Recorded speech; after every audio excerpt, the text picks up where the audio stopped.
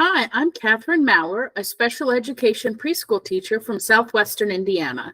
As you can see here, I'm in the Transition to Teaching Special Education program at Indiana Wesleyan University.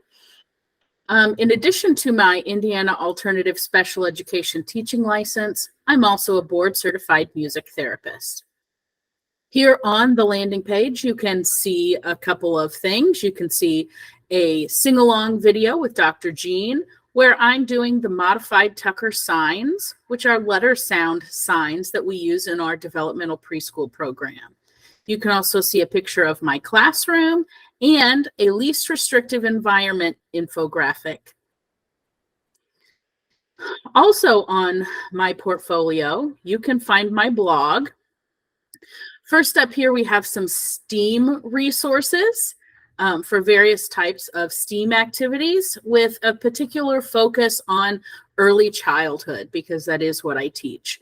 So this is some World Wildlife Federation ABCs, some digital literacy activities from Brightwheel, and some engineering activities from No Time for Flashcards, which is a blog for preschool.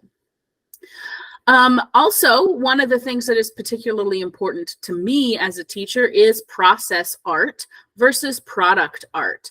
And in my classroom, we do a lot of process art, where it is art for the experience of the child and the process of making art, and not the product that is the end result of art.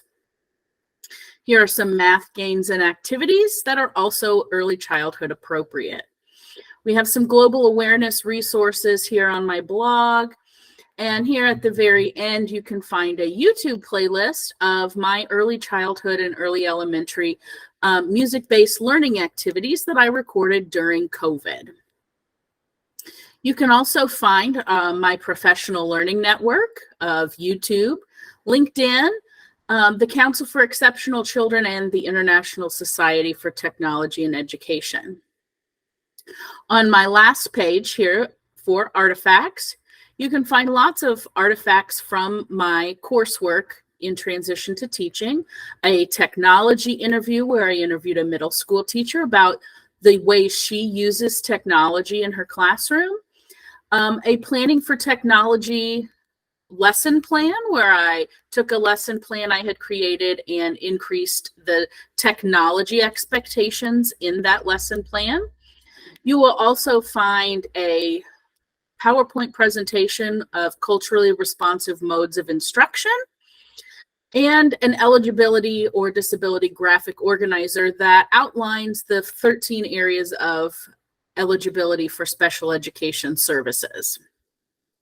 Further on down, we have some more infographics. Again, you have the one on least restrictive environment.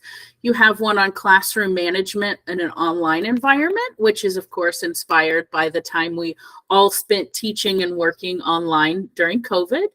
Infographic on what exactly it is that teachers do in addition to standing in front of teachers every day.